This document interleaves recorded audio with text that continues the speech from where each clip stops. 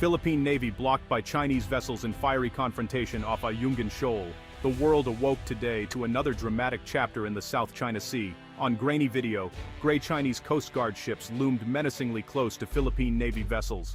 Loudspeakers blared warnings. Water cannons arched across the waves, forcing Filipino sailors to shield their eyes and cling to the rails.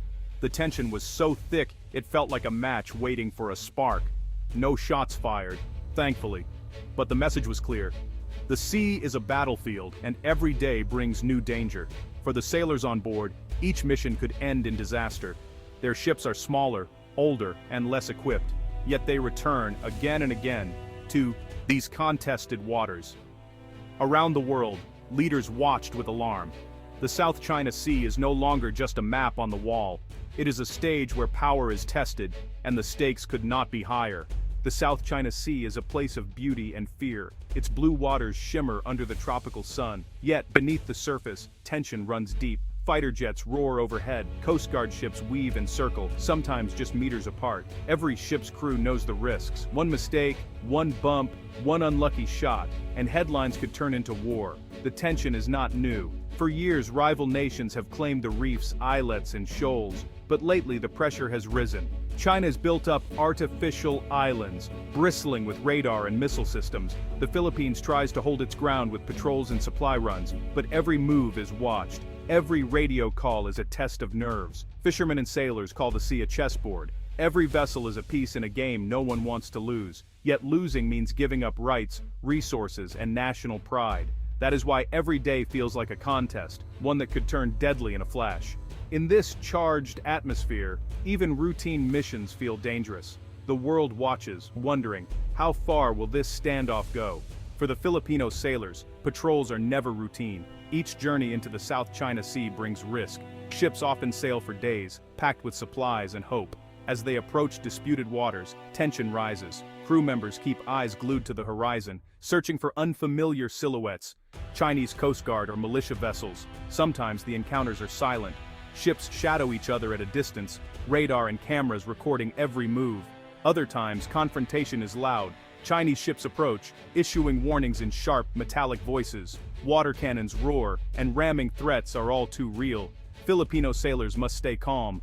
Their orders: avoid escalation, but never back down.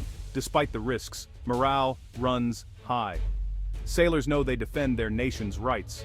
Still, fear is real. Some have seen friends injured by water cannon blasts. Others have felt ships shudder under the impact of a collision. Every patrol could be their last. Yet they sail on.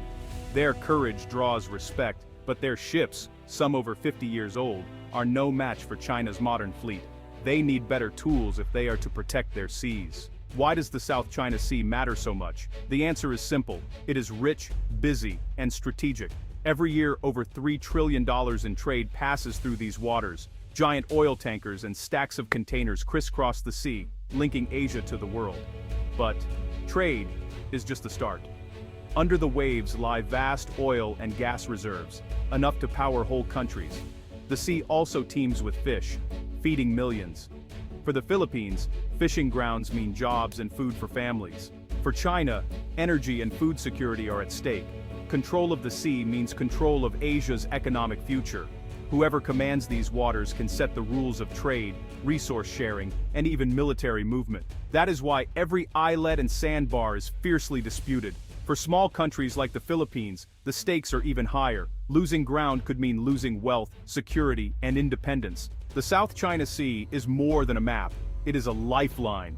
The Philippine Navy has heart, but not always the hardware. Many ships in its fleet once sailed for the United States Navy decades ago. Some are actually older than the sailors who crew them. Engines break down far from home. Radar systems are old, and weapons are, well, few. Against them stands China's powerful navy. China boasts the largest fleet in the world, more than 350 warships, including modern destroyers, frigates, and submarines. Their ships are faster, better armed, and backed by radar, missiles, and aircraft. When Philippine vessels move, they do so carefully. They avoid open conflict, knowing a direct fight would be one-sided. Still, they hold the line, relying on bravery and international support. But courage alone cannot fill the gap. The Navy needs a leap forward. a way to deter threats and protect its rights. That is where new partnerships and new warships come in. Enter South Korea, a partner with both experience and empathy. Like the Philippines, Korea knows what it means to face powerful neighbors. Over the years, South Korea has quietly become a leader in shipbuilding and defense technology. Its own navy boasts advanced submarines and warships. The partnership is not new. Korean companies have already supplied the Philippines with new frigates, radar systems, and training. The results show at sea. Newer ships give Filipino sailors more confidence, better sensors, and a fighting chance. Now, South Korea offers something more: advanced submarines. Talks are underway for a deal that could change the game. The offer is about more than hardware. It is about trust. Building and operating submarines requires close cooperation, shared secrets, and years of training. For the Philippines, this is a chance to leap ahead, closing the gap with other navies. For Korea, it is a sign of friendship and a stake in the region's stability. A submarine is more than a ship.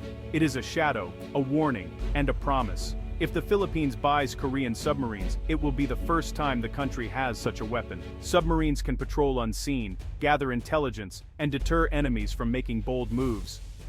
This deal, worth over $1 billion, could include not just the subs, but also training, maintenance, and even a new naval base. Korean engineers would help Filipinos learn the art of silent running and undersea warfare. But submarines are complex. They need skilled crews, new tactics, and years of practice. They also require trust. Korea must share technology and secrets, while the Philippines must prove it can keep them safe. Still, the promise is huge. With submarines, the Philippines could guard its waters more quietly and effectively than ever before.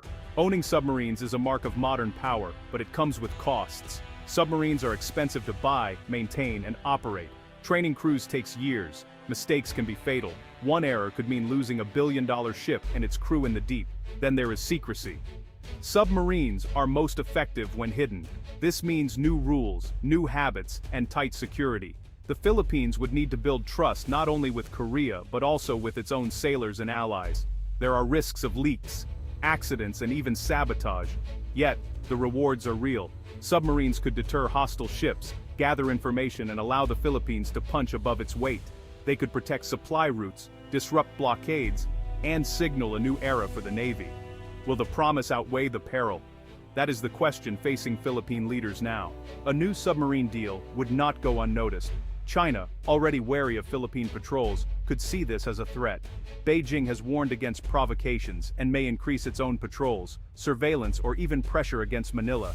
The United States, meanwhile, supports a stronger Philippine Navy. Washington sees Manila as a key ally in keeping the sea free and open. American officials have promised more joint exercises, more training, and even more military aid. ASEAN neighbors watch closely. Some worry about an arms race. Others hope a stronger Philippines means more balance against China's power. Every country must weigh its own interests. The sea itself remains the prize. Whoever controls it, controls the future of Asia. The Philippines stands at a crossroads with $1 billion question before it. Should it dive into the deep, trusting in new submarines and new alliances? Or should it seek other paths, diplomacy, more patrol ships, or regional talks? The decision is not easy.